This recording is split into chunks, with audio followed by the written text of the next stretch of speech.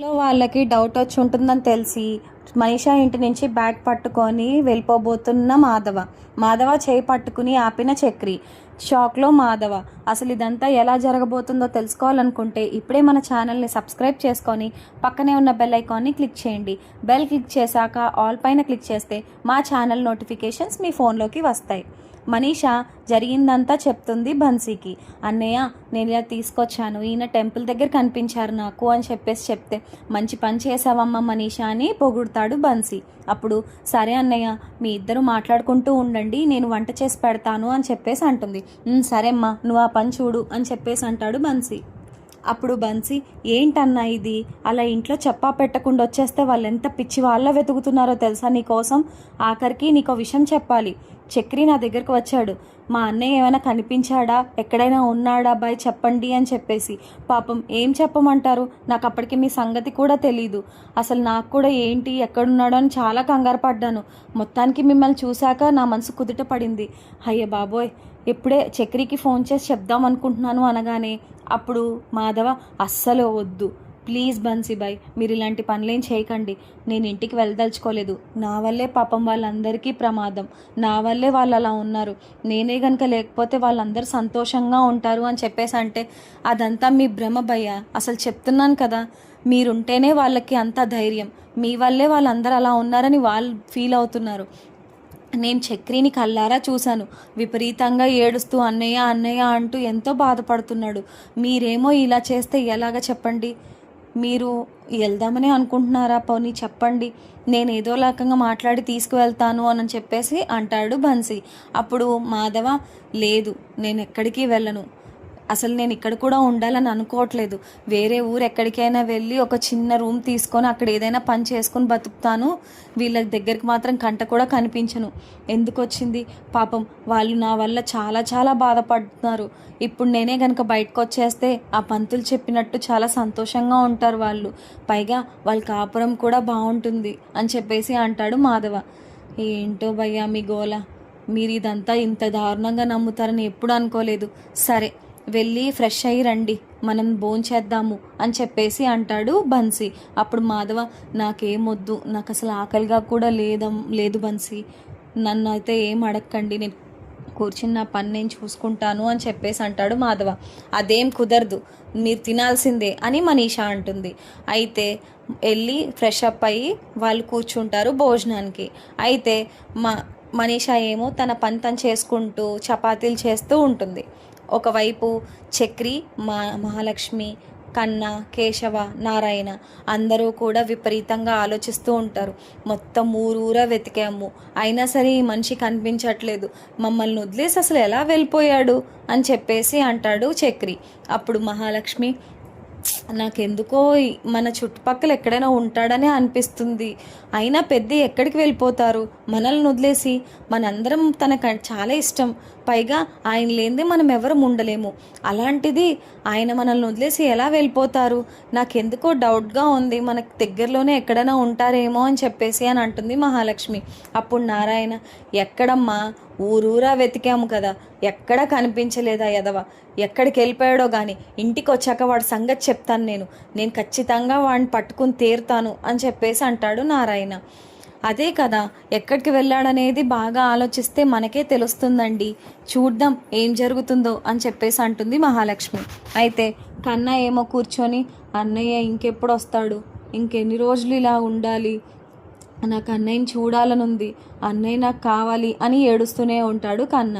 అప్పుడు కేశవ, ఒరే అందరికీ కూడా అన్నయ్య కావాలరా, మనకేమో అమ్మ కూడా అన్నయ్య అయ్యేసరికి మనకి ఇంకా బాధగా ఉంటుంది, నువ్వు ఏమీ బాధపడకు, అన్నయ్య ఖచ్చితంగా వస్తాడు, మనల్ని కాకపోతే ఇంకెవరిని చూసుకుంటాడు అన్నయ్య, తనకి మనం అంటే చాలా ఇష్టం, మనను వదిలేండే ఉండలేడు, కాకపోతే ఆ దరిద్ర పంతులు అలాగే ఆ పిచ్చి సంబంధం వచ్చినందువల్ల అన్నయ్య ఆ మాటలని వినేసి ఇంట్లోంచి వెళ్ళిపోయాడు, ఆ సంగతి నీకు తెలుసు, ఆ అన్నయ్యకి మంచిగా చెప్పాలి, ఏం చెయ్యాలి ఏంటి అనేది చెప్తే అప్పుడు అన్నయ్య వీటి గురించి ఆలోచించకుండా ఉంటాడు.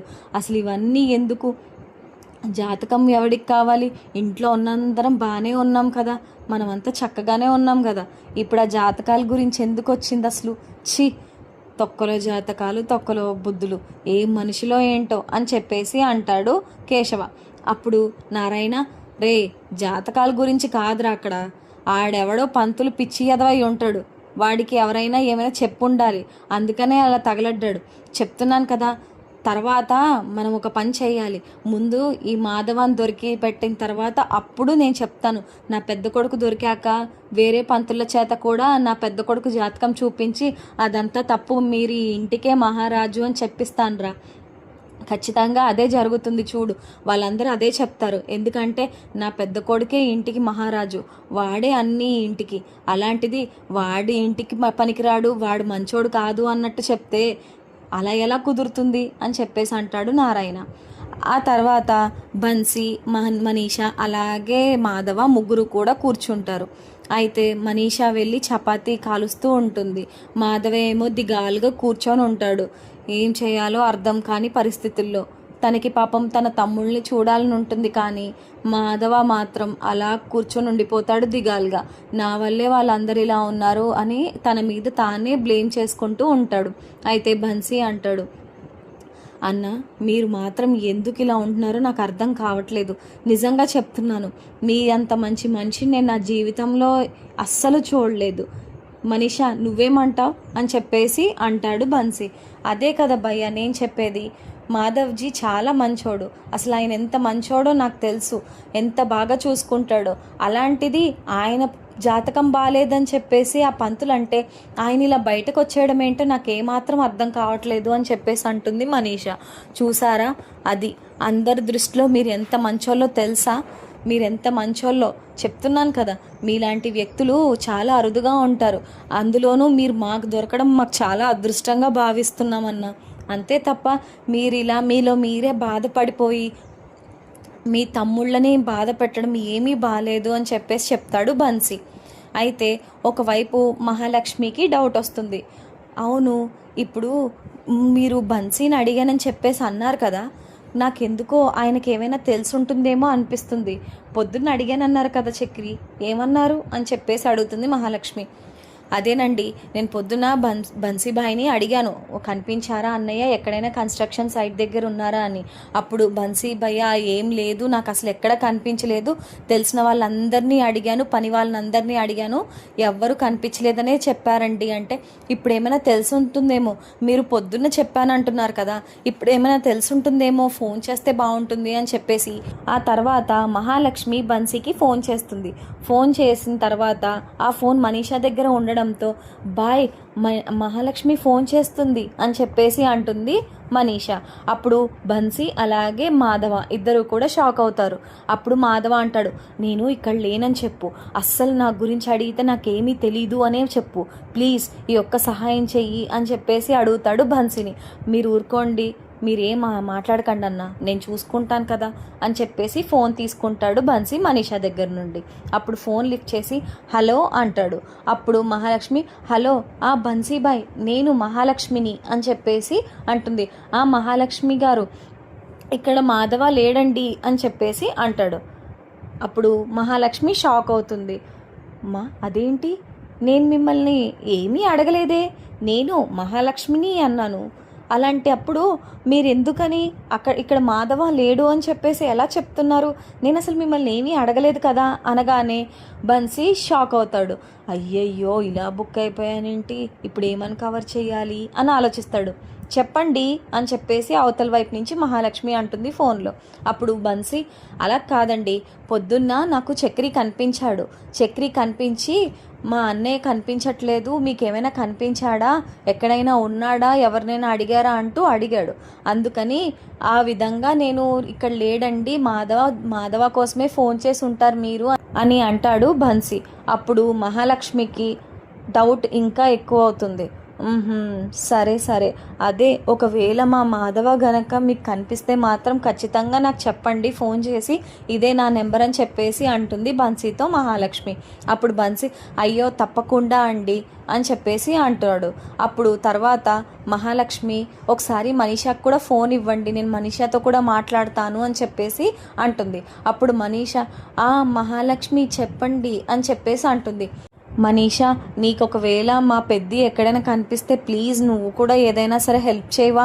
కనిపిస్తే మాత్రం వెంటనే మాకు ఫోన్ చేసి చెప్పు అని చెప్పేసి చెప్తుంది మహాలక్ష్మి. టీకే అని చెప్పేసి అంటుంది మనీషా. అంటే సరే నేను ఖచ్చితంగా చెప్తాను అని. అయితే సరే అయితే నేను ఉంటాను అని చెప్పేసి ఫోన్ పెట్టేస్తుంది మహాలక్ష్మి.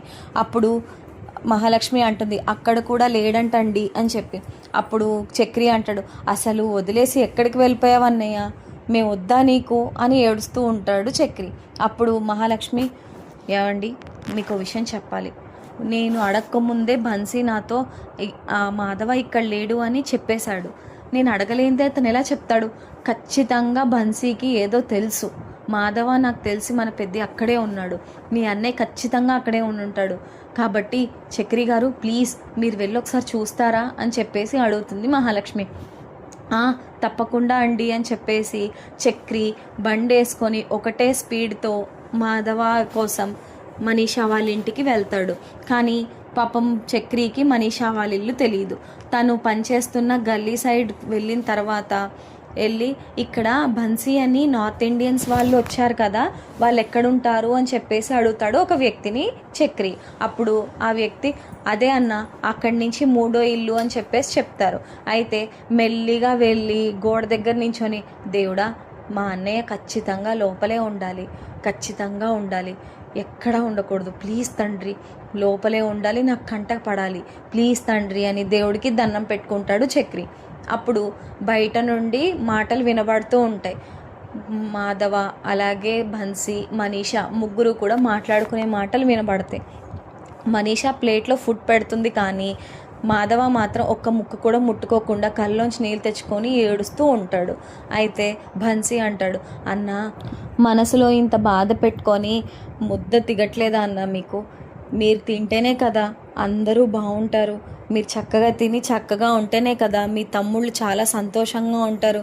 మీరు ఎందుకని ఇలాంటి పిచ్చి పనులు చేయడం చెప్పండి? మీరు చక్కగా ఏం చేస్తారో ఎలా ఉంటారో అలాగే ఉండండి, జరగాల్సిందే అదే జరుగుతుంది. మీకు ఇదే పదే చెప్తున్నాను. మీ తమ్ముళ్ళు మీకోసం పిచ్చి వాళ్ళలా ఊరూరా వెతుకుతున్నారు, మీరేమో వాళ్ళకి చెప్పొద్దు నా వల్లే ఇదంతా అవుతుందని మీరు అంటున్నారు. అసలు మీ తమ్ముళ్ళేమో మీరే తన జీవితం అని చెప్పేసి వాళ్ళు అనుకుంటున్నారు.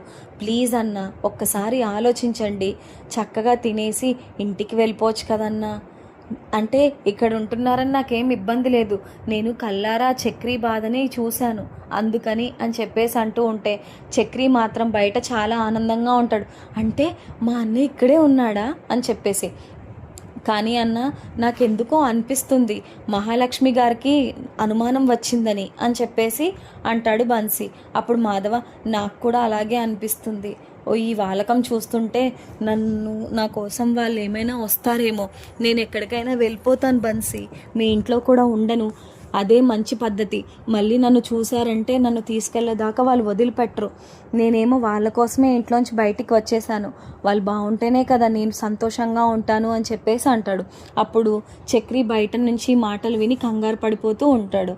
అయితే సరే అని చెప్పేసి నాకు ఇంకేం వద్దు, నేనేం తిన్ను, నా మనసు కూడా తినాలని లేదు బన్సీ, కానీ మనీషా ధన్యవాద్, చాలా చాలా ధన్యవాద్, చెప్తున్నాను కదా నాకు కొంచెం సేపు ఆశ్చర్యం ఇచ్చి నాతో మాటలు మాట్లాడారు, అంతకుమించి నాకేమీ వద్దు, చాలా సంతోషంగా ఉంది. థ్యాంక్ యూ అమ్మ మనీషా. అలాగే బన్సీ థ్యాంక్ యూ, వెళ్తాను నేను ఇక్కడి నుంచి. మళ్ళీ వాళ్ళు ఎవరైనా వచ్చారంటే మాత్రం నన్ను వదిలిపెట్టను గాక వదిలిపెట్టరు అని చెప్పేసి అంటాడు మాధవ. అప్పుడు మాధవ తన బ్యాగ్స్ సర్దుకొని అక్కడి నుండి వెళ్ళిపోతూ ఉంటాడు. బన్సీ మాత్రం, అన్న ఒకసారి ఆలోచించండి, మా ఇంట్లో ఉన్నా సరే పర్వాలేదు, ఊరు దాటి మాత్రం వెళ్ళిపోకండి, మీ తమ్ముళ్ళు చాలా బాధపడతారు, మాకే బాధగా ఉంది, మీ తమ్ముళ్ళు ఇంకెంత బాధపడతారు, ఊరూరా వెతికారంట, ఒక్కసారి ఆలోచించండి అని చెప్పేసి అంటాడు బన్సీ. అప్పుడు మాధవ, లేదు బన్సీ, ఎలాగైనా సరే నేను వెళ్ళిపోవాలి, వాళ్ళ జీవితం ఇలా అవ్వడానికి కారణం నేనే. ఒకడికి పెళ్ళయింది కానీ పాపం వాళ్ళిద్దరూ సరిగ్గా ఉండరు, ఇంకొకడికేమో పెళ్లి చేసుకుందామని ఉంది కానీ నా పెళ్ళి అయ్యాక వాడు చేసుకుందామని వాడు చూస్తున్నాడు, వాళ్ళిద్దరి జీవితాలు అలా అవ్వడానికి కారణం నేనే కదా, అదే నా బాధ, నా మనసు అంతా అలాగే కదిపేస్తుంది, ఏం చేయాలో అర్థం కావట్లేదు, అందుకనే చెప్తున్నాను, ప్లీజ్ నన్ను ఈ నిర్ణయం తీసుకొనివ్వండి, ఇదే మంచి పద్ధతి, అందరూ బాగుంటారు, మహా అయితే కొన్ని రోజులు గుర్తుంటాను, ఆ తర్వాత వాళ్ళ జీవితంలో నేను ఉండను కాబట్టి వాళ్ళకి అలా అలవాటు అయిపోతుంది అని చెప్పేసి అంటాడు. ఆ మాటలకి బయట నించుని వింటున్న చక్రి ఏడుస్తూ ఉంటాడు. అయితే మరి మీ జీవితం సంగతి ఏంటన్నా అని చెప్పేసి అడుగుతాడు బన్సీ. ఏముంది, మా వాళ్ళ గురించి ఆలోచిస్తూ ఇంకా మిగతా జీవితం అంతా బతికేస్తాను అని అనగానే అందరూ బోరున ఏడుస్తారనమాట. బన్సీ అలాగే మనీషా కూడా మీరు ఇంత బాధపడడం అస్సలు బాగాలేదు అని చెప్పేసి చెప్తారు పెద్దితో. చక్రి మాత్రం అంటే మమ్మల్ని వదిలేసి వెళ్ళిపోతావా నువ్వు, నేను ఎలా వెళ్ళనిస్తాను, నిన్నెక్కడికి వెళ్ళనిస్తాను అని మనసులో అనుకుంటూ ఉంటాడు. మాధవ తన బ్యాగ్ సర్దుకొని బయట అడుగు పెట్టంగానే చక్రి మాధవ చేయి పట్టుకుంటాడు.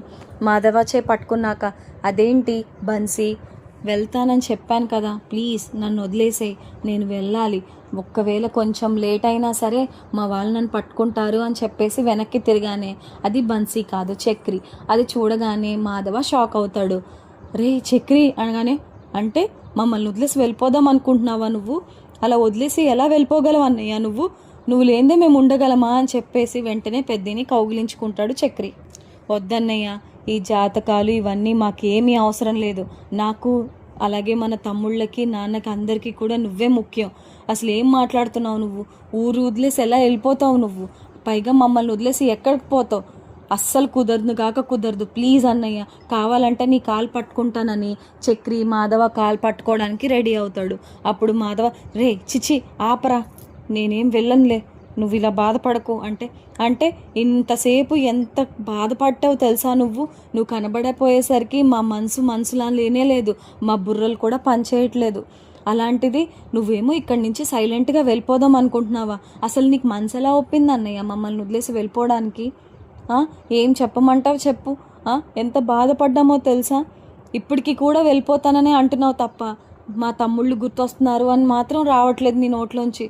చూడండి బన్సీ, మిమ్మల్ని ఆల్రెడీ నేను అడిగాను, మీరేమో కనబడట్లేదు లేదు అని చెప్పారు, అలా అబద్ధాలు ఆడచ్చా చెప్పండి అని చెప్పేసి అడుగుతాడు చక్రి. అప్పుడు బన్సీ, నేను చెప్పేస్తాననే అన్నాను చక్రి, మీ అన్నే వద్దని చెప్పేసి అన్నాడు, మీ అన్నకి మాటకు గౌరవం ఇచ్చి నేను ఇలా మాట్లాడుతున్నాను, అందుకే ఏమీ చెప్పలేదు అని చెప్పేసి అంటాడు బన్సీ.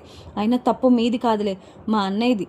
ఏ అన్నయ్య, జాతకం బాగోపోతే ఇంట్లోంచి అలా బయటకు వచ్చేస్తావా, ఆ భూప్రపంచంలో ఒక్కడే ఉన్నాడా పంతులు, ఎవడూ లేడా, చూడు కావాలనే వాడు చెప్పుంటాడు అలా, నీ జాతకం ఎంత మంచిదో నువ్వెంత మంచివాడవో నాన్న చెప్తాడు చూడు కావాలంటే, ప్లీజ్ అన్నయ్య ఇంటికి పదన్నయ్య, మేము నిన్ను వదిలేసి మేము ఉండలేమన్నయ్య, కావాలంటే చెప్పు, నిజంగానే మేము చచ్చిపోతాం అన్నయ్య, నువ్వు గనక రాకపోతే నిజంగానే చచ్చిపోతాను నేను అని చెప్పేసి అంటాడు చక్రి. రే ఈ మాటలు వినడానికారా నేను ఇంకా బతికే ఉన్నాను, ఏం మాట్లాడుతున్నావురా చక్రి, మీరు లేకపోతే ఎలా చెప్పు, అలా మాట్లాడకండి, మీ తర్వాతే నాకు ఎవరైనా సరే, మీరు లేనిదే నేను లేనురా, అలాంటి పిచ్చి మాటలు మాట్లాడుకు అని చెప్పేసి అంటాడు మాధవ. ఇలాంటి పిచ్చి మాటలు మాట్లాడకూడదంటే నువ్వు అర్జెంటుగా నా బండెక్కి ఇంటికి పద అని చెప్పేసి అంటాడు చక్రి. అయితే మాధవ, అలా కాదురా ఇంటికి అంటే, నువ్వు ఇంకా మాట్లాడకు అన్నయ్య, ప్లీజ్ అన్నయ్య అని బ్రతిమాలుతూ ఉంటాడు చక్రి. అయితే బన్సీ అలాగే మనీషా కూడా, మేము ముందు నుంచి ఇలాగే చెప్పాం చక్రి, మీరు ఈ జాతకాల గురించి ఆలోచించకండి, వినకండి కూడా, వాళ్ళు అలాగే చెప్తారు, కొంతమంది అలాగే చెప్తారు డబ్బు కోసం, మీరు అలాంటి పిచ్చి పనులు ఏమీ చేయకండి, మీ తమ్ముళ్ళకి మీరంటే ప్రాణం, అలాంటిది మిమ్మల్ని వదిలేసి వాళ్ళు అసలు ఉండలేరు, నేను చక్రీ బాధను చూశాను అని చెప్తూనే ఉన్నాను, అయినా సరే అన్నయ్య మాట వినిపించుకోవట్లేదు అని చెప్పేసి అంటాడు బన్సీ. అన్నయ్య ప్లీజ్ అన్నయ్య, వాళ్ళు ఎంత బాధపడుతున్నారో చూడండి, మీరు ఎలాగైనా సరే ఇంటికి వెళ్తే మీ అందరూ అలా నవ్వుతూ ఆడుతూ పాడుతూ ఉంటే ఎంత బాగుంటుందో తెలుసా మీ కుటుంబం, ప్లీజ్ అన్న నా మాట విని చక్రితో పాటు వెళ్ళిపోండి అని చెప్పేసి అంటాడు బన్సీ. మనీషా కూడా, అవును ప్లీజ్ మాధవ్జీ మీరు వెళ్ళండి, మీరు చక్కగా ఇంటికి వెళ్ళి హ్యాపీగా అందరితో కలిసి ఉండండి, అంతకు మించి మాకు కూడా ఏ సంతోషం లేదు, మీరు అలా విడిపోతే ఏమైనా బాగుంటుందా, కుటుంబంలో మీ నలుగురు చాలా చాలా ఇంపార్టెంట్, అందులో ఒక్కరు వేరైపోయినా సరే కుటుంబం అంతా అస్సలు చూడడానికి బాగోదు, మీరందరూ మంచి రామలక్ష్మణుల్లా అందరూ చక్కగా ఉంటారు, మాట వినండి, ఇంట్లోనే ఉండండి ప్లీజ్ అని చెప్పేసి అడుగుతుంది మనీషా కూడా. చక్రి కూడా, అన్నయ్య అంతలా చెప్తున్నారు కదన్నయ్య, మనసు మార్చుకో అన్నయ్య, ప్లీజ్ అన్నయ్య అని చెప్పేసి అంటాడు చక్రి. అప్పుడు సరేరా వస్తాను, మిమ్మల్ని వదిలేసి నేను ఎక్కడికి వెళ్తాను, ఇంతలా బ్రతిమాలుతున్నావు, ఇంతకు మించి బ్రతిమాలించుకోలేను నేను వచ్చేస్తాను ఇంటికి. కానీ ప్లీజ్ రా, పెళ్ళి అని మాత్రం అనకండి, నేను చేసుకోను, మీ అందరినీ చూసుకుంటూ ఉంటాను, నాకు పెళ్ళవకపోతే ఏంటి, మీ అందరూ నా పిల్లలే కదా, ఆ మాట ఒక్కటి చెప్పు, నేను ఇంటికి వస్తాను అని చెప్పేసి అంటాడు మాధవ. సరే అన్నయ్య, నువ్వు కూడా జాతకాలు ఇలా అయింది అలా అయిందని చెప్పేసి ఇంట్లోంచి బయటికి వెళ్ళిపోవడం కాదు, జాతకం ఎలా ఉంటే ఏంటి, నువ్వు మాతో కదా ఉండడం కావాలి మాకు, నువ్వే కదా మా అమ్మవి అని చెప్పేసి మళ్ళీ గట్టిగా కౌగిలించుకుంటాడు చక్రి వాళ్ళ అన్నయ్యని. విపరీతంగా ఏడుస్తాడు చక్రి మాధవని పట్టుకుని.